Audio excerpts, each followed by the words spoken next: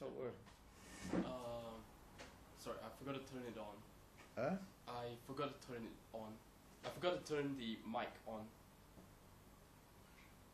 My clock? You got to turn the microphone on. Microphone. The thing you were talking to. To charge the battery. No. Yeah.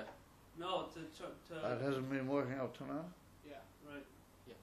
Hasn't been working. The other one has. Huh? The other one has. The sound. This one? Yeah. That Hasn't been- has. Yeah, That so is not. you Hasn't I been can working. I can You use can the sync sound them. of this to put it into the video. Using This should go into Yeah, that. this Oh, can so go. Not such a big deal. Okay. So what's written over there in the Midrash Tanchum? It's written that Aaron stood and he saw Yud Beit Nasiim offering all their offerings onto the Mizbeach. And it's very interesting that the Midrash Tanchum also mentions one of them, Peturei, V'gam Shevet Ephraim, also Shevet Ephraim.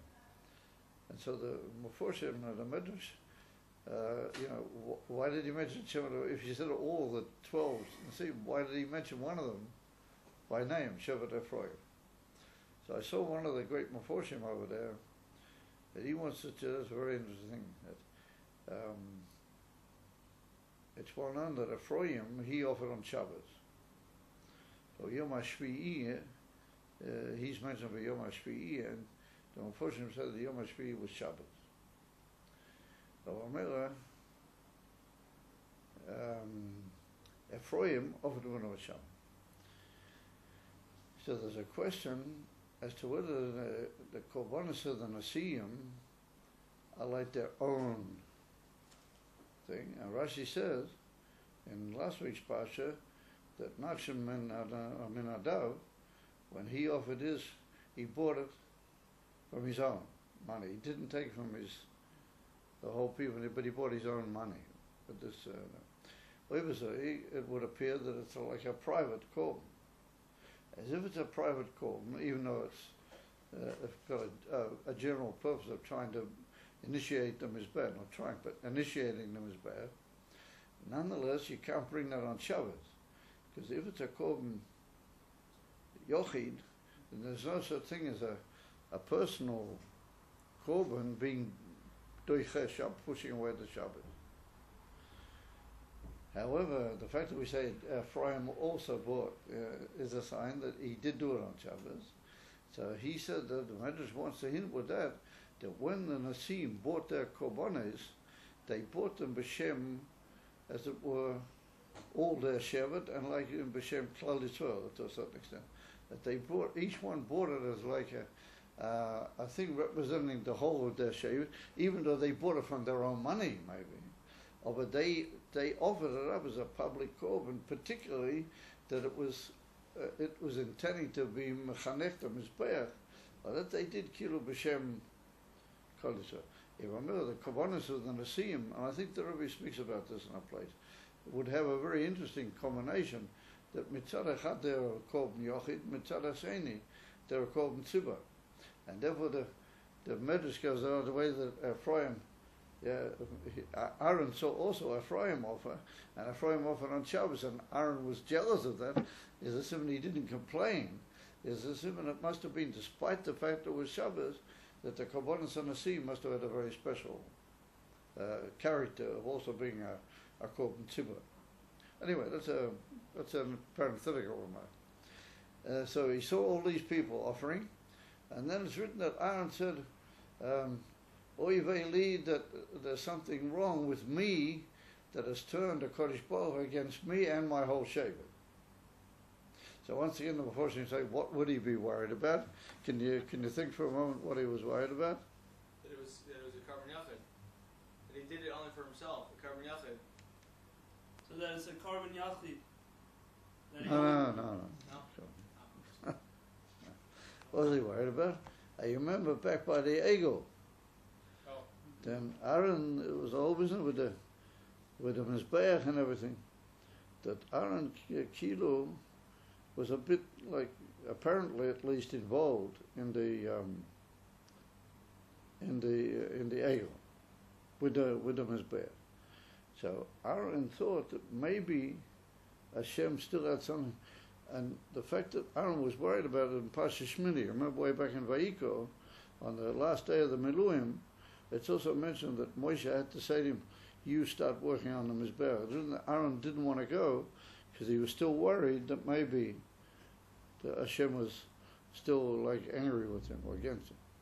And therefore some of the Meforshim suggest that that's why he said, oi, there's something wrong with me, and that's what with my whole Shevet, and we're not having any part of this whole Inyan. That's what's written there in the Medrash. And then the Abishah said to him, no, you shouldn't worry, even though you're not offering korbanos. He said something greater than the korbanos I have fixed for you, and that's going to be the offering of the ner. The lighting, I'm sorry, not the offering, the lighting of the ners of the menorah inside the Heichel at the Beis HaMikdash. And then the Medrash Tanchuma, and also this is brought down in the Medrash Rabbah, it's also brought down in the Medrash Rabbah, adds as a thing, it says that the korbanos, they're only going to be as long as the Beis HaMikdash will be standing. Over the neres are they're kilu le'olam ule'olam e'alamim, some sort of expression. They're forever. And therefore yours is greater than that. Ad kan v'shnai. Up to yours the matter. So we see that Rashi doesn't bring all of that. Rashi doesn't bring the whole thing that Aaron was worried because of the egg or whatever it was he was worried about. Rashi changes that, and Rashi says that he had a chalisha sadas. But chalisha sadas doesn't, what we said, chalisha sadas means he was hurt. On the contrary, he was upset that something is being denied him. Not that he was worried about maybe something in the past which was affecting the present situation. No, chosha daitai means that he was upset or he was hurt. There was like a weakness in his mind that a Kodesh Baruch Hu had to be, as it were, manachim him. A Kodesh Baruch Hu had to comfort him. But the way the Medrash Tanchuma learns it, not so much that the Eibush had to comfort him. The Eibush had to say, look, don't worry about what was once upon a time, that's all been forgotten. Also a form of comforting, but not in the real sense. So we see that Rashi alters somewhat the emphasis of the story. And that's common in Rashi. That sometimes Rashi takes the basic text of a Medrash or a Gemara, and he alters it slightly. Now, why would Rashi do that? Why would he alter things slightly? Because the ikar purpose of Rashi on the Torah is pshut shomich. He's concerned with the simple meaning of the psuk. So sometimes the Medrashim, they hint at things which are not in the simple meaning of the pasuk, even though the general picture they describe does fit the pshut shomich. So what Rashi does is he takes the general statement of the Medrash, how it's shaykh to pshutei shomich, but certain details he leaves out because he doesn't feel that they're so, or in the few chosen words that he brings is anyway explained or hidden what the Medrash says before it, and Rashi isn't like saying anything that he doesn't have to say. He's always very brief. At Afar, we could suggest that there's something that Rashi didn't feel it was necessary to mention this whole worry about the ego from Palm and all that. No, Aaron was just a bit upset. That's the way it fits the whole simple meaning of the pasuk better. And also the fact that the neros are going to last forever, and they're going to be forever, and the korbanos not, and the whole thing. Rashi doesn't feel that's really important to the simple meaning of the pasuk. He just says that the menorah is greater than the korbanos. There's something great in the menorah, and if you think carefully yourself, you'll be able to work that out. You'll be able to figure, what is so great about the menorah, and therefore Rashi just left that as it were. So there's a wondrous sikha from the Rebbe about this whole thing. And a little bit further, I'm going to come back to the Rebbe's sikha, and I'm going to try and show how the Rebbe's sikha spreads a whole new light on this thing. But let's deal with it the way many of the great Meforshim, many of the great people around Rashi dealt with this Indian. briefly, of course, we'll do it. And also, in certain places in Chassidus and other places, it's also dealt ma'ain there. And we'll see that the Rebbe's approach throws a tremendous spotlight on the Pshutei Shel Mikra in a very amazing way. We'll soon come back to that. However, come along certain people, and they want to say that Rashi's got a point that it seems to make more sense here to learn that Aaron was upset, Chol Shadaite, that Aaron was upset here because he saw all that was happening with Nasim, and they were offering the initiation of the Mizbeach. He didn't have any part in it, he wasn't together with them, but there's something about the Neiros that once Hashem said that to him, then he became completely reinstalled in himself, completely re-encouraged. And they base it on that Lashon of the Medrash, that the Neros are going to be forever, and the Korbanos not so much. So we need to understand, what is hidden in the Neros. And people ask the Kasha, obviously, that when did the Korbanos stop being? When the Chuv Nabayas occurred, when they destroyed the Beis HaMikdash. When they destroyed the Beis HaMikdash, it would appear the menorah also stopped. Because the menorah was hidden, or whatever happened to the menorah, but it stopped after the Chuv Nabayas. As if so, what's so different about the menorah compared to the Korban? So it comes on the Ramban, and the Ramban says that we find that despite the Churban and despite the destruction of the Beis HaMikdash, he said, if you look carefully in the Lashon of the Medrash and the Medrash Rabbah and the Medrash Tanchuma, now they're not learning exactly as Rashi learned, as I point out. They're dealing with the main theme around Rashi. But the exactitude of Rashi we'll see later on in the words of the Rabbah.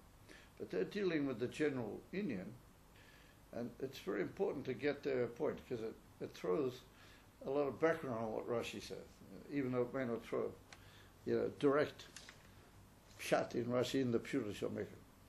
And as they say like this, and they say that the Neres have never stopped, and the Neres live on, and they're going to live on till Mashiach will come. And on the contrary, they're going to bring Mashiach.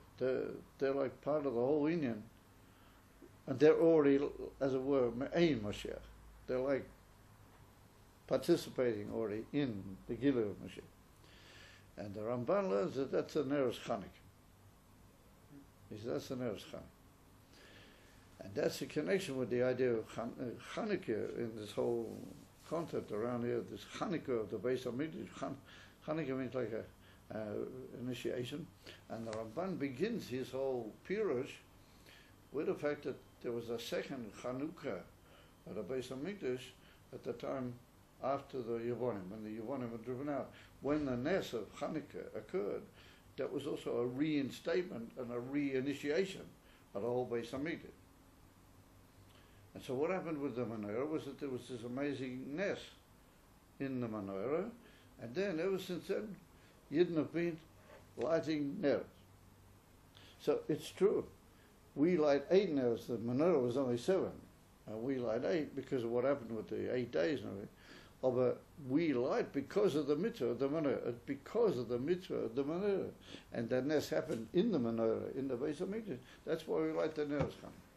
If I remember, the Ramban learns that the greatness of the Neres compared to the Korbanos is in that they live on, as it were, forever, the Neres Chanukah, and according to Chassidus, the Mispah of 8 has got to do with Mashiach, as a well known.